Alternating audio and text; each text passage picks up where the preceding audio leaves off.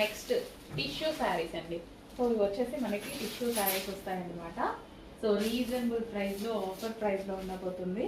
So 12 tissue saris ఉంటాయి కదా, so వాటికి మనకి ఈ విధంగా జరీ వచ్చింది. సో శారీ ఏమో వచ్చిందా,